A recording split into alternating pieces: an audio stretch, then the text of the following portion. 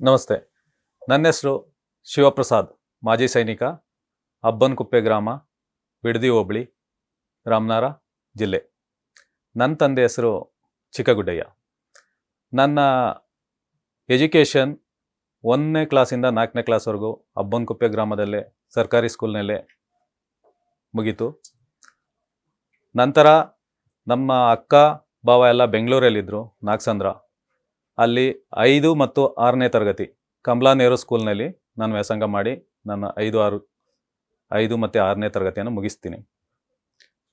5 ಮತ್ತು 6ನೇ ತರಗತಿ ಮುಗಿಸಿದ ಮೇಲೆ ನನಗೆ ಇಲ್ಲ, ಊರಿಗೆ ಹೋಗ್ಬೇಕು, ಅಲ್ಲೇ ಓದಬೇಕು ಅಂತ ನನಗನ್ಸುತ್ತೆ. ಆವಾಗ ನಾನು ತಿರ್ಗಾ ನಮ್ಮ ಸ್ವಂತ ಊರು ಅಬ್ಬನಕುಪ್ಪೆಗೆ ಬರ್ತೀನಿ. 7ನೇ ತರಗತಿಗೆ ನಾನು ಬಿಡದಿ ಬಸವೇಶ್ವರ ಸ್ಕೂಲಲ್ಲಿ ವ್ಯಾಸಂಗ ಮಾಡಲಿಕ್ಕೆ ಹೋಗ್ತೀನಿ. ಆ ಸಮಯದಲ್ಲಿ ನಾನು ಅಬ್ಬನಕುಪ್ಪೆಯಿಂದ ಬಿಡದಿಗೆ ಬರ್ಬೇಕಂದ್ರೆ 5 ಕಿಲೋಮೀಟ್ರು.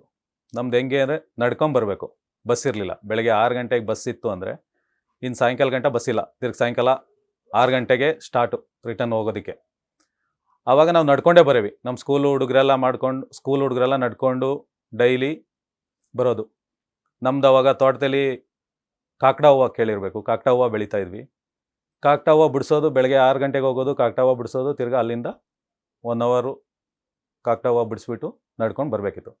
ನಾನು ಬರಬೇಕಾದ್ರೆ ಬೆಳಗ್ಗೆ ಹೊತ್ತು ಮಾರ್ನಿಂಗ್ ಟೈಮಲ್ಲಿ ನಾನು ಬಂದು ಬಿಡದಿ ಬಸ್ ಸ್ಟಾಪ್ ರೀಚ್ ಆದಾಗ ಬೆಂಗಳೂರಿಂದ ಆರ್ಮಿ ವೆಹಿಕಲ್ಗಳು ಬರೋದು.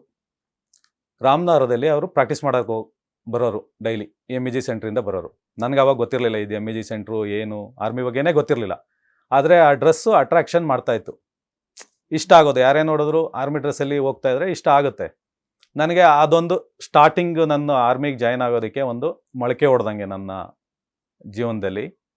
ತಿರ್ಗಾ ಸಾಯಂಕಾಲ ನಾವು ಸ್ಕೂಲ್ ಮುಗಿಸ್ಕೊಂಡು ರಿಟರ್ನ್ ಹೋಗ್ಬೇಕಾದ್ರೆ ಸೇಮು ಅಲ್ಲಿ ಟ್ರೈನಿಂಗ್ ಮುಗಿಸ್ಕೊಂಡು ರಿಟರ್ನ್ ಅವ್ರು ಬರೋರು. ಇದು ನನಗೆ ಡೈಲಿ ಒಂದು 10th ನನಗೆ ಡೈಲಿ ರೊಟೀನ್ ಥರನೇ ಅಂದ್ಕೊಳ್ಳಿ. ಅವರು 3 ತಿಂಗಳು ಇಲ್ಲಿ ಪ್ರಾಕ್ಟೀಸ್ಗೋಸ್ಕರ ಬರ್ತಾನೆ ಇರೋರು. ನನಗೆ ಅದು ಅಟ್ರಾಕ್ಷನ್ ಜಾಸ್ತಿ ಆಗ್ತಾಯಿತ್ತು. ಆದರೆ ನಾನು ಆ ಟೈಮಲ್ಲಿ ನಾವು ಜಾಯಿನ್ ಮಾಡೋ ಏಜು ಇರಲಿಲ್ಲ, ಓದೋ ಏಜು. ನೆಕ್ಸ್ಟು ನಾನು ಬಿಟ್ಟೆ 10th ಆಯಿತು. 10th ಅಲ್ಲೇ ಬಿಡದಿ ಬಸವೇಶ್ವರ ಸ್ಕೂಲಲ್ಲಿ 10th ಮುಗಿಸಿದೆ. 10th ಮುಗಿಸಿದಾದ್ಮೇಲೆ ಬೆಂಗಳೂರು ಕಾಲೇಜು, ನಾನು ಅವಾಗ ಡಿಪ್ಲೊಮಾ ಸೇರ್ಕೋಬೇಕು ಅಂತ ಚನ್ನಪಟ್ಟಣ ಹೋಗಬೇಕಿತ್ತು. ನಾನು ಸೈನ್ಸ್ ಮಾಡಬೇಕಂತ PCMB. 2 ಕಡೆ ಅಪ್ಲಿಕೇಶನ್ ಹಾಕಿದಾಗ 2 ಕಡೆನೂ ಸಿಕ್ತು. ನಾನು Bengaluru Vishweshwara science and technology ಕಾಲೇಜಲ್ಲಿ ನಾನು ಜಾಯ್ನ್ ಆದೆ. ಇಲ್ಲಿ ಜಾಯ್ನ್ ಆದಾಗ ಬರೀ ಅವಾಗ ಆರ್ಮಿದೆಲ್ಲ ಮುಗ್ದೋಯ್ತು. ನಾನೇನು ನೋಡಿದ್ನೋ ಅದೆಲ್ಲ ಮುಗ್ದೋಯ್ತು. ಅದ್ರ ಬಗ್ಗೆ ಏನು ಚಿಂತೆ ಇಲ್ಲ, ಓದಿನ ಬಗ್ಗೆ ಫೋಕಸ್ಸು. ನನ್ನ ಜೊತೇಲಿ ನಮ್ಮ ದೊಡ್ಡಪ್ಪನ ಮಗಳ ಶಂಕರ್ ಅಂದ್ಬಿಟ್ಟು, ಮತ್ತು ಅಲ್ಲೇ ನಮ್ಮೂರನೇ ಒಬ್ಬ ಚಂದ್ರ ಅಂದ್ಬಿಟ್ಟು, ನಾವೆಲ್ಲ ಜೊತೇಲಿರವಿ. ಊರಲ್ಲಿ ಹೆಂಗೆ ಅಂದರೆ ನಾವು ಸಾಯಂಕಾಲ ಆಯಿತಾ ನಮ್ಮ ಮನೆ ಬಿಟ್ಟು ನಾವು ಪಡ್ಸಾಲೆ ಅಂತ ಕೇಳಿರ್ಬೋದು. ಪಡ್ಸಾಲೆ ದನ ಮೇಯ್ಸೋರು. ದನ ಮೇಯ್ಸ ಆದಮೇಲೆ ನಾವು ಲಾಸ್ಟಲ್ಲಿ ಹೋಗ್ಬಿಟ್ಟು ನೈಟು ನಮ್ಮ ಮನೇಲಿ ಮನಗ್ತಾ ಇರಲಿಲ್ಲ. ನಾವೆಲ್ಲ ಒಟ್ಟಿಗೆ ಪಡ್ಸಾಲೆ ಮೇಲೆ ಮಾತಾಡಿಕೊಂಡು ನಮ್ಮ ದೊಡ್ಡಪ್ಪ ಇವರೆಲ್ಲ ಮಾತಾಡ್ಕೊಳ್ಳೋ ಸ್ಟೋರಿ ಹೇಳೋರು. ಅದೊಂದು ರೂಢಿ.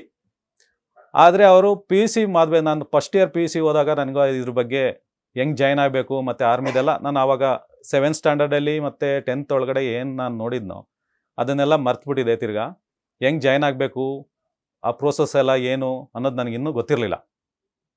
ಇವರು ನನಗಿಂತ 1 ವರ್ಷ ಸೀನಿಯರು, ನಮ್ಮ ದೊಡ್ಡಪ್ಪನ ಮಗ ಶಂಕರ ಮತ್ತು ಚಂದ್ರ. ಇವ್ರು ಮೊದಲು ಹೋಗಿ ಕೊರಿಯರ್ ಇದರಲ್ಲಿ ಸರ್ವಿಸ್ ಮಾಡೋರು ರಜು ಟೈಮಲ್ಲಿ. ಹಂಗೆ ಇವ್ರಿಗೆ ಅಪ್ಲಿಕೇಶನ್ ಸಿಕ್ಕಿದೆ ಆರ್ಮಿ ಹೆಂಗೆ ಜಾಯ್ನ್ ಆಗೋದು ಅಂತ. ಇವ್ರು ಹೋಗಿ ಜಾಯ್ನ್ ಆಗಿದ್ದಾರೆ. ಟ್ರೈನಿಂಗ್ ಸೆಂಟ್ರಿಗೆ ಹೋಗಿ ಅಪ್ಲಿಕೇಶನ್ ಹಾಕ್ಬಿಟ್ಟು ಅಪ್ಲೈ ಮಾಡಿದ್ದಾರೆ. ಅಪ್ಲೈ ಮಾಡಿಬಿಟ್ಟು ಇವ್ರದ್ದು ಫಿಸಿಕಲಲ್ಲಿ ಫೇಲ್ ಆದರು. ರನ್ನಿಂಗ್ ಪಾಸ್ ಆಯಿತು, ಫಿಸಿಕಲ್ ಫೇಲ್ ಆದರು. ಅವ್ರದ್ದು ಸೆಲೆಕ್ಷನ್ ಆಗಿಲ್ಲ, ವಾಪಸ್ ಬಂದರು. ಅಲ್ಲಿವರೆಗೂ ನನಗೂ ಗೊತ್ತಿಲ್ಲ. ಡೈಲಿ ಮನಗ್ತೀವಿ, ಜೊತೆಲೇ ಇರ್ತೀವಿ, ಜೊತೆಲೇ ಸ್ಕೂಲ್ಗೆ ಹೋಗ್ತೀವಿ. ಆದರೂ ನಮಗೆ ಅದ್ರ ಬಗ್ಗೆ ಏನೂ ಗೊತ್ತಿಲ್ಲ. ಯಾವಾಗ ಫಸ್ಟ್ ಇಯರು ಅವರು ಫಸ್ಟ್ ಅಟೆಂಪ್ಟು ಫೇಲ್ ಆಯಿತು, ಸೆಕೆಂಡ್ ಅಟೆಂಪ್ಟಲ್ಲಿ ನೀನು ಬರ್ತೀಯ, ಹಿಂಗೆ ಆರ್ಮಿಗೆ ಜಾಯ್ನ್ ಆಗ್ಬೋದು. ನಾನು 2nd PUC ಓದ್ತಾ ಇದ್ದೆ ಅವಾಗ. ನಾನು 2nd PUC ಮುಗೀಲಿ, ಆಮೇಲೆ ನಾನು ಬರ್ತೀನಿ, ನೋಡ್ತೀನಿ ಆಮೇಲೆ ಅಂತ ಅಂದ್ಬಿಟ್ಟು ಆ ಇಯರ್ ಹೋಗಿಲ್ಲ. ಅವ್ರು 2nd ಅಟೆಂಪ್ಟು ಹೋದರು. 2nd ಅಟೆಂಪ್ಟಲ್ಲೂ ಅವ್ರದ್ದೇನು ಫಿಸಿಕಲಲ್ಲೇ ಫೇಲು. ಆರ್ಮಿ ಜಾಯ್ನ್ ಆದಕ್ಕೆ ಅಪ್ಲಿಕೇಶನ್ ತಂದು ಕೊಟ್ಟರು. ನಾನು ಜಾಯ್ನ್ ಆಗ್ತೀನಿ, ನೀನು ಜಾಯ್ನ್ ಆಗ್ತೀನಿ ಅಂತ ಕೇಳಿದ್ರು ನಮ್ಮ ದೊಡ್ಡಪ್ಪನ ಮಗ ಎಲ್ಲ. ಆಯಿತು, ನಾನು ಜಾಯ್ನ್ ಆಗ್ತೀನಿ. ಅಪ್ಲಿಕೇಶನ್ ಹಾಕ್ತೆ. ಅಪ್ಲಿಕೇಶನಲ್ಲಿ ಕಾಲಿಂಗ್ ಲೆಟ್ರ್ ಬಂತು. ಕಾಲಿಂಗ್ ಲೆಟ್ರ್ ಬಂದ್ಬಿಟ್ಟು ಇಲ್ಲೇ MG ರೋಡಲ್ಲಿ ಮೇಲ್ ಹತ್ರನೇ ನಮ್ಮದು ಟ್ರೈನಿಂಗ್ BRO ಇರೋದು. ನಮ್ಮ BROಗೆ ಬಂದು ಅಪ್ಲಿಕೇಶನ್ ಹಾಕಿದ್ದೆ. ಕಾಲಿಂಗ್ ಲೆಟ್ರ್ ಬಂತು. ಅದು ನಮ್ಮ ತಂದೆಗೆ ನಮ್ಮ ತಾಯಿಗೆ ಇದ್ರ ಬಗ್ಗೆ ಏನು ವಿಷಯ ನಾನು ತಿಳಿಸಿರ್ಲಿಲ್ಲ, ನಾನು ಆರ್ಮಿಗೆ ಜಾಯ್ನ್ ಆಗ್ತಾ ಇದ್ದೀನಿ ಅಂತ. ಯಾಕೆಂದರೆ ತಿಳಿಸಿದ್ರೆ ಅವರು ಹೋಗ್ಲಿಕ್ಕೆ ಬಿಡಲ್ಲ. ಆವಾಗ ನಾನು ಇಲ್ಲಿ ಬಂದ್ಬಿಟ್ಟು ರನ್ನಿಂಗ್ ಆಯಿತು, ಫಿಸಿಕಲ್ ಆಯಿತು, ಮೆಡಿಕಲ್ಲು ಆಯಿತು. ಎಲ್ಲದರಲ್ಲೂ ಸೆಲೆಕ್ಷನ್ ಆದೆ. ಪ್ಲಸ್ ಆದರೆ ರಿಟರ್ನ್ ಟೆಸ್ಟ್ ಒಂದು ಬ್ಯಾಲೆನ್ಸ್ ಇತ್ತು. ರಿಟರ್ನ್ ಟೆಸ್ಟು ಆಗಿಬಿಟ್ಟು ನಾನು ಅಲ್ಲಿವರೆಗೂ ನಮ್ಮ ತಂದೆ ತಾಯಿಗೆ ಇದ್ರ ಬಗ್ಗೆ ಏನು ಹೇಳೇ ಇರಲಿಲ್ಲ. ರಿಟರ್ನ್ ಆಯಿತು, ನನಗೆ ಕಾಲಿಂಗ್ ಲೆಟ್ರ್ ಬಂತು, ನೀವು ಆರ್ಮಿಗೆ ಜಾಯ್ನ್ ಆಗಬೇಕು ಬನ್ನಿ ಅಂತ, ಟ್ರೈನಿಂಗ್ ಸೆಂಟ್ರಿಗೆ ಹೋಗಬೇಕು ಅಂದ್ಬಿಟ್ಟು. ಆವಾಗ ನಮ್ಮ ತಂದೆಗೆ ನಾನು ಲೆಟ್ರ್ ಬಂದಿದೆ, ಕಾಲಿಂಗ್ ಲೆಟ್ರ್ ಬಂದಿದೆ, ನಾನು ಆರ್ಮಿಗೆ ಹೋಗ್ತಾ ಇದ್ದೀನಿ. ಯಾಕಂದರೆ ನಮ್ಮ ತಂದೆಗೆ ಏನು ಗೊತ್ತಿಲ್ಲ ಅಂದರೆ, ನನ್ನ ತಂದೆ ತಾಯಿದು ಸೈನ್ ಬೇಕು. ಆ ಸೈನಲ್ಲೂ ನಾನು ನಮ್ಮ ಅಣ್ಣನ ಕೈಲೇ ಸೈನ್ ಮಾಡಿಸಿದ್ದೆ. ಆವಾಗ ಅವರು ಬೇಡ ಅಂತ, ನಮ್ಮ ಮನೆಯಿಂದ ಹೋಗೋದು ಬೇಡ, ಒಬ್ಬನೇ ಮಗ ನೀನು, ಹೋಗಬಾರ್ದು ನೀನು ಇಲ್ಲಿಂದ ಆರ್ಮಿಗೇನು ಬೇಡ ಅಂತ ತುಂಬ ಪ್ರೆಷರ್ ಹಾಕಿದ್ರು.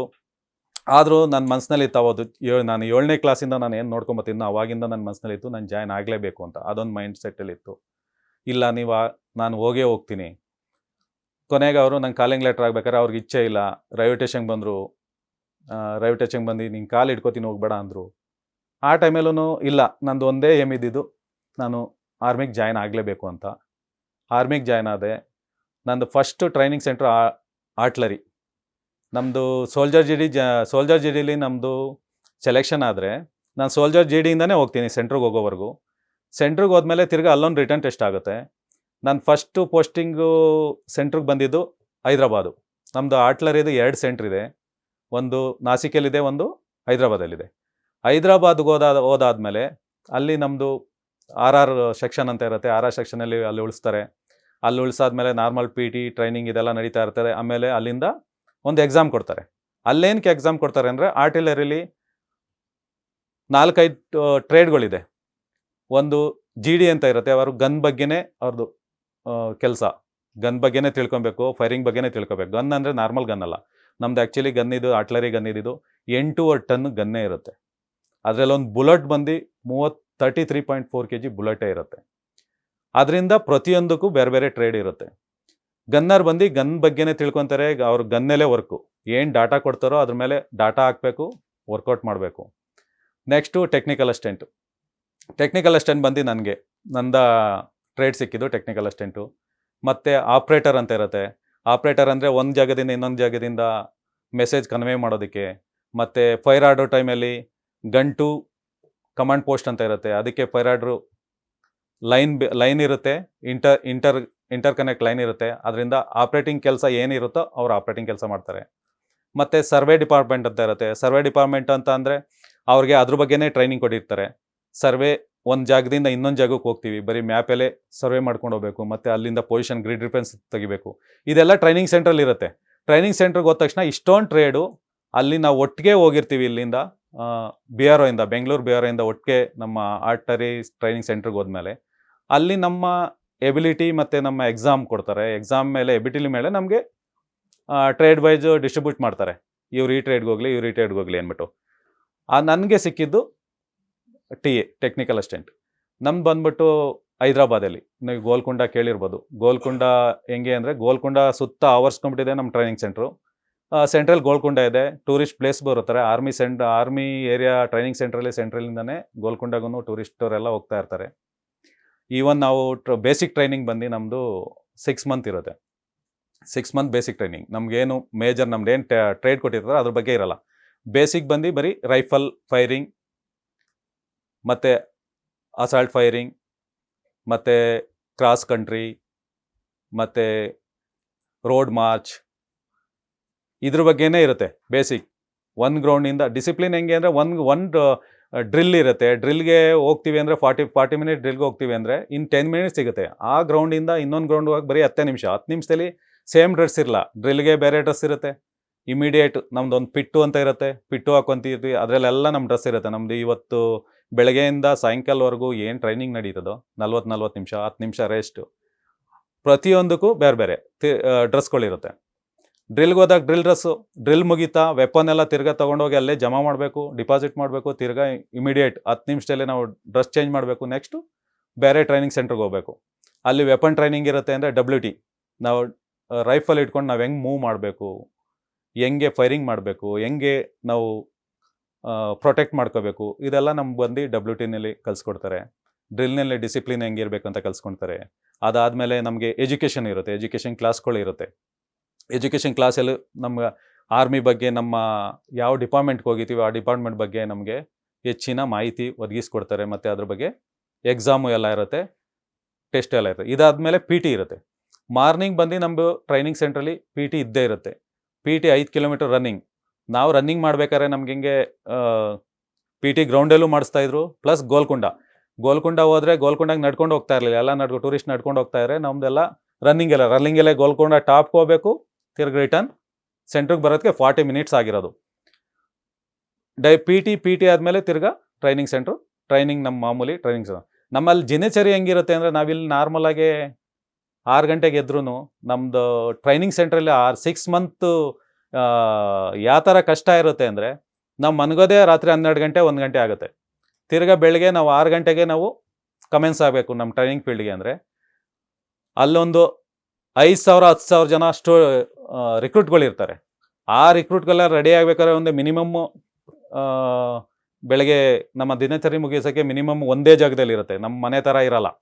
ಆವಾಗ ನಾವು 3 ಗಂಟೆಗೆ ಹೇಳಬೇಕು. 3 ಗಂಟೆಗೆ ಎದ್ದು ನಮ್ಮ ನಿದ್ದೆ ಮಾಡೋ ಟೈಮಿಂಗ್ಸು ಟ್ರೈನಿಂಗ್ 6 ಮಂತಲ್ಲಿ ಬರೀ 3 ಅವರ್ಸ್ ಮಾತ್ರ ಇರುತ್ತೆ.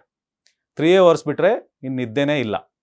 ಪ್ಲಸ್ ನಮಗೆ ಅಲ್ಲಿ ಹೆಂಗೆ ಅಂದರೆ ಊಟ ಕೊಡ್ತಾರೆ, ಎಲ್ಲ ಕೊಡ್ತಾರೆ, ಅದೆಲ್ಲ ಓಕೆ. ಹಂಗಿದ್ರು ನಮ್ಗೆ ಹೆಂಗಾಗ್ತೀವಿ ಅಂತ ಅಂದರೆ, ನಾವೊಂದು 50 kg ಇದ್ದರೆ ನಾವು ಅಲ್ಲಿ 35 kg ಬಂದುಬಿಟ್ಟಿರ್ತೀವಿ. ಅಷ್ಟು ವರ್ಕ್ ಲೋಡ್ ಇರುತ್ತೆ, ಮತ್ತು ಟ್ರೈನಿಂಗ್ ಅಷ್ಟೊಂದು ಇರುತ್ತೆ, ಮತ್ತು ನಿದ್ದೆನೂ ಇರಲ್ಲ ಒಂದು 6 ಮಂತು.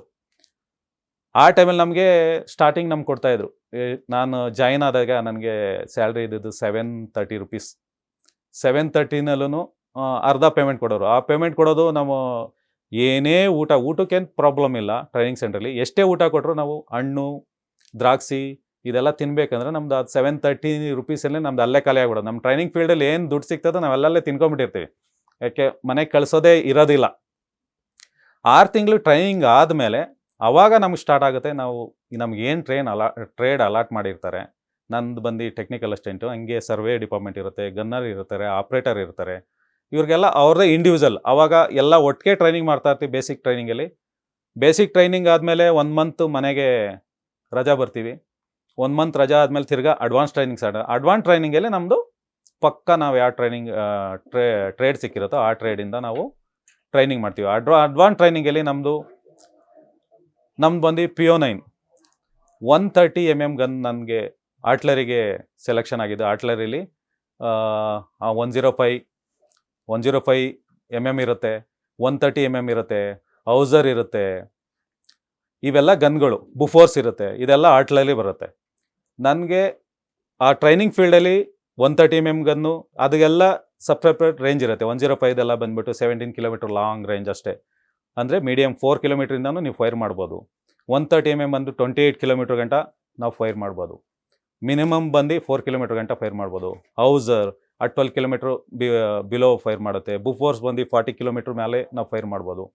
ಇದ್ರ ಬಗ್ಗೆ ಪ್ರತಿಯೊಂದು ಗನ್ನುಗಳ ಬಗ್ಗೆ, ಅದರ ಹಿಸ್ಟ್ರಿ, ಅದ್ರ ಬಗ್ಗೆ ಎಲ್ಲ ನಮಗೆ ಅಡ್ವಾನ್ಸ್ ಟ್ರೈನಿಂಗಲ್ಲಿ ಕೊಡ್ತಾರೆ. ಅಡ್ವಾನ್ಸ್ ಟ್ರೈನಿಂಗಲ್ಲಿ ಕೊಟ್ಟಾಗ ಗನ್ನರು ಗನ್ ಮೇಲೆ ವರ್ಕ್ ಮಾಡ್ತಾರೆ. ನಾವು ಬಂದು ನಮ್ಮದು PO9 ಮತ್ತು RT ಬೋರ್ಡ್ ಅಂತ ಎಲ್ಲ ಸ್ಕೇಲ್. ನಾವು ಇಂಜಿನಿಯರಿಂಗ್, ನಾನು PUC ಓದಬೇಕಾದ್ರೆ ಸೈಂಟಿಟ ಕಾಶಿಟ ಎಲ್ಲ ನಾನು ಇಲ್ಲಿ ಓದಿದ್ದೆ. ನೆಕ್ಸ್ಟು ನಾನು ಟ್ರೈನಿಂಗ್ ಸೆಂಟ್ರಿಗೆ ಹೋದಾಗ ನಮ್ಮದು ವರ್ಕ್ ಮಾಡಬೇಕಾದ್ರೆ ಸೈಂಟಿಟ ಕಾಶಿಟ ಎಲ್ಲ ನಮ್ಗೆ ಯೂಸ್ ಆಗ್ತದಲ್ಲಿ. ಇದಿಷ್ಟು ಇವತ್ತಿಗೆ. ಮುಂದಿನ ಸಂಚಿಕೆಯಲ್ಲಿ ಮುಂದಿನ ಭಾಗವನ್ನು ವಿವರವಾಗಿ ತಿಳಿಸ್ತೇನೆ. ನಮಸ್ಕಾರ.